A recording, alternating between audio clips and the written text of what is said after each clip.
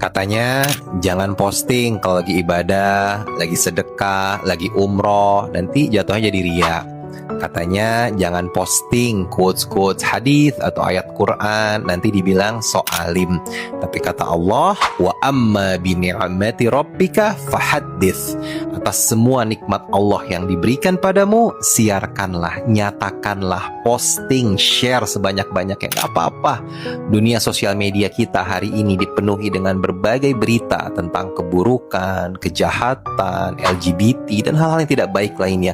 Maka timpalah itu dengan berbagai berita, postingan tentang kebaikan. Tapi nanti jadi ria. Semua tergantung niatnya. Kalaupun postingan itu ada sedikit niat yang belum lurus, pelan-pelan dibenerin.